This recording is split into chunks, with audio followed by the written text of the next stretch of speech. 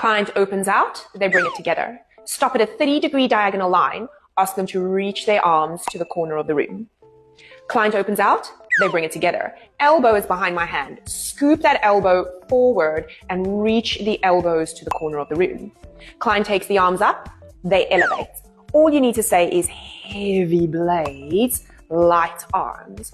Clients put their hands behind their head, over there. All you need to do is bring the elbows forward and pull them to the corners of the room.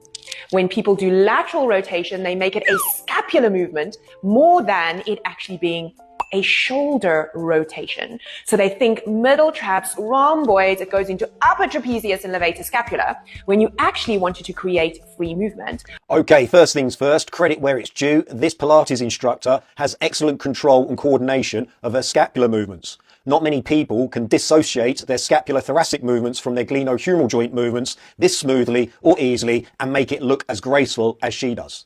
However, just because she can move her arms around like a wistful swan and do some impressive things with her shoulder blades, it doesn't mean that she understands human movement or shoulders very well at all. This lady is doing the very frustrating thing that many Pilates instructors love to do, and that is overcomplicate perfectly normal, natural variations in movement and claim that one is better than another. None of the movements that she has labelled here with a red cross are bad, incorrect, wrong, dangerous or dysfunctional. They are just different ways of moving a shoulder.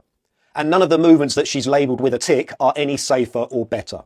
But unfortunately in Pilates land, if a movement doesn't look soft, graceful and like you are balancing a teacup on your head, it gets labelled as being bad or non-optimal.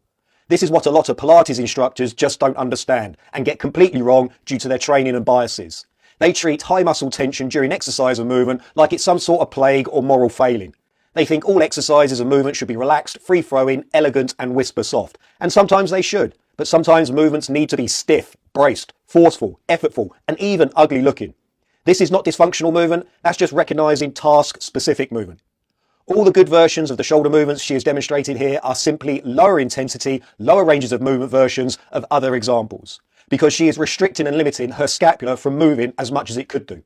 And this begs the question of why do that? Because in normal life, the glenohumeral joint and the scapulothoracic joint work together. Very few people need to worry about getting overly obsessed with isolating or micromanaging their scapular movements. Now don't get me wrong, occasionally there can be a time and a place for doing this in some people. But to call these better or best exercises whilst labelling other completely normal variations as bad or wrong is just the usual Pilates overcomplicated, ill-educated movement snobbery dressed up as expertise. Just because a movement looks prettier, it doesn't mean it's better. And calling normal movement variations wrong doesn't make you an expert, it just makes you kind of annoying.